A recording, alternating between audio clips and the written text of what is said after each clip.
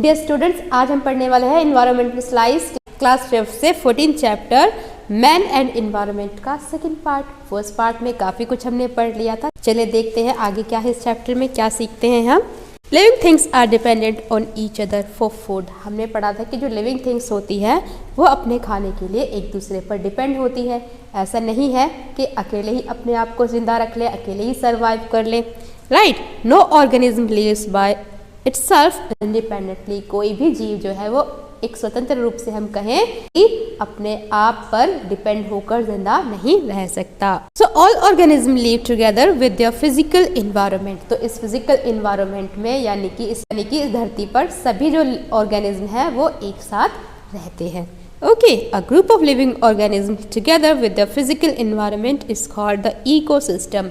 अब इस प्रकृति में जो सभी जीव हैं वो एक साथ मिलकर रहते हैं और अपने खाने के लिए, सर्वाइवल के लिए एक दूसरे पर डिपेंड होते हैं। इसी को हम कहें तो इकोसिस्टम, इसी को हम इकोसिस्टम कहते हैं, एक पारिस्थितिक तंत्र इसे हिंदी में कहें तो कहते हैं। Every ecosystem consist of producers, consumers and decomposers. अब सभी इकोसिस्टम्स में क्या होता है, कंज्यूमर्स होते हैं, प्रोड्यूसर्स होते हैं और डिकम्पोजर्स होते हैं। अब ये क्या होते हैं, क्या होता है प्रोड्यूसर्स, कंज्यूमर्स और डिकम्पोजर्स पढ़ते हैं।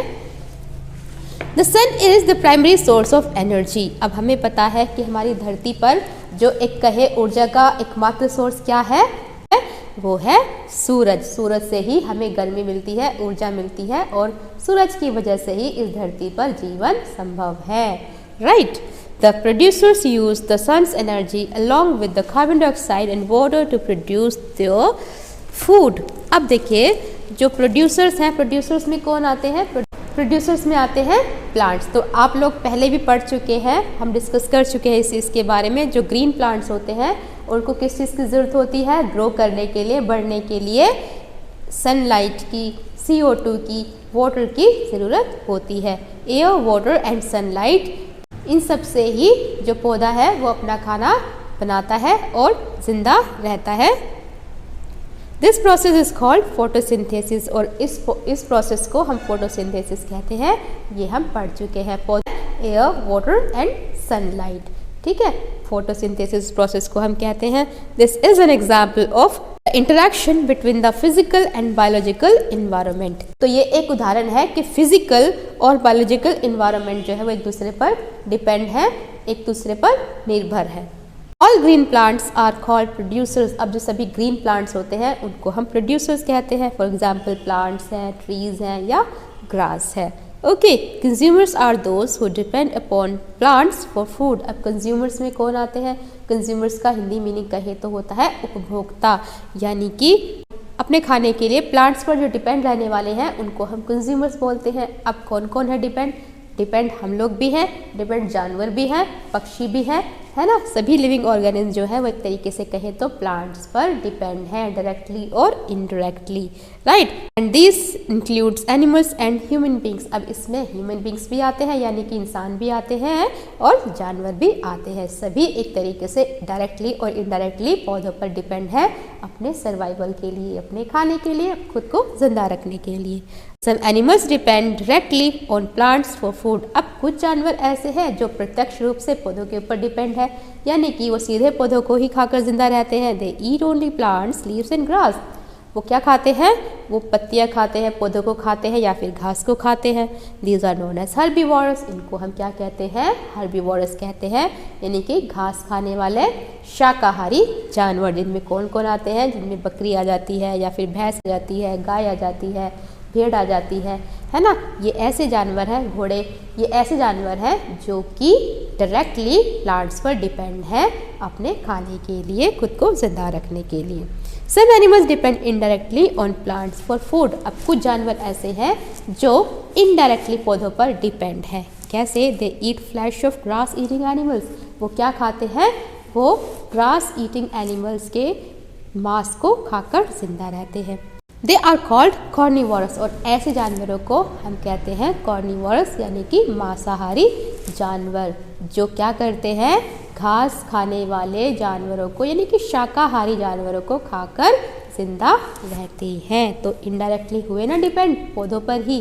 कैसे, मान लो हिरन ने खाया किसको, हिरन ने खाया घास को, प्लांट्स को, और हिरन को किसने खाया? शेर ने खाया, है ना। तो शेर हो गया कार्निवोरस और हिरन क्या हो गया? हर्बीवोरस। और हर्बीवोरस किस पर डिपेंड हुए? प्लांट्स पर।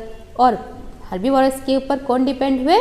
Carnivorous, right. तो ये एक चक्र चलता है जिसकी वजह से ही धरती पर एक हम कहें संतुलन बना हुआ है। Some animals can eat both plants and flesh of animals। अब कुछ जानवर ऐसे होते हैं जो प्लांट्स को भी खा लेते हैं और फ्लैश ईटर भी होते हैं, मांस भी खा लेते हैं। These are called omnivorous। ऐसे जीवों को कहा जाता है omnivorous, right. For example pig है या रैट है, जैसे कि सुअर है या फिर बिल्ली है या फिर डॉगी है। ये ऐसे जानवर हैं जो कि एक हम कहें तो फ्लैश ईटर भी है और साथ ही साथ ये अन्न भी खा लेते हैं और प्लांट्स भी खा लेते हैं। Even human beings are omnivorous. जो इंसान है वो भी ओमनिवोरस में आता है, क्योंकि कुछ इंसान ऐसे होते हैं जो शाकाहारी होते हैं और कुछ इंसान ऐसे होते हैं शाकाहारी होने के साथ साथ मांसाहारी भी होते हैं।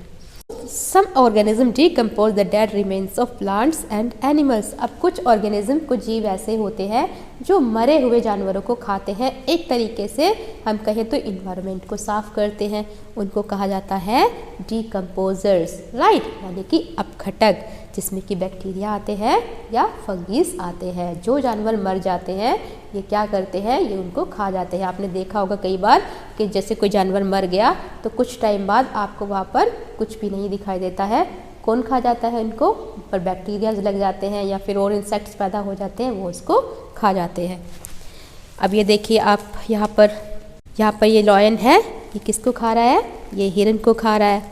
यहाँ गाय है, वो घास खा रही है। इस तरीके से जो सभी लिविंग ऑर्गेनिज्म है वो डिपेंड है एक दूसरे पर अपने सर्वाइवल के लिए। As the plants can prepare their own food, they are called autotrophs। अब क्योंकि जो पौधे हैं वो अपना खाना खुद बना सकते हैं, इसीलिए उनको कहते हैं autotrophs। The animals and human beings depend on plants or other animals for food, they are called heterotrophs। अब जो जानवर है या फिर जो इंसान है वो अपने खाने के लिए, अपने सर्वाइवल के लिए प्लांट्स पर डिपेंडेंट है, तो इसीलिए उनको कहते हैं हेटेरोट्रॉफ्स। The food chain. अब फूड चेन खाद्य श्रृंखला, चलिए पढ़ते हैं खाद्य श्रृंखला आखिर क्या होता है। In the ecosystem the energy is passed on from one organism to another. हमारा जो ये इकोसिस्टम है, जो पारिस्थितिक तंत्र है, इसमें क्या होता है? एनर्जी का फ्लो होता रहता है, यानी कि ऊर्जा का संवहन होता रहता है एक से दूसरे में। And this transfer of energy from one organism to another is called the food chain। अब इस एनर्जी का जो ट्रांसफ़र होता है, जो संवहन होता है, उसी को हम फूड चेन कहते हैं। इसको खाया उसने, उसको खाया उसने और इसको खाया उसने। तो इससे क्या होता है? एक तरीके से वातावरण में संतुलन बना रहता है। फॉर एग्जाम्पल यहाँ पर देखिए प्लांट्स है, प्लांट्स जो खाया किसी इंसेक्ट ने, इंसेक्ट को खाया स्नैक ने, स्नैक को खाया बर्ड ने और बर्ड को खाया किसने? कैट ने। तो यहाँ पर आप देख रहे हैं कि ये फूड चेन चलती है और इससे क्या होता है? एक संतुलन वातावरण में बना रहता है।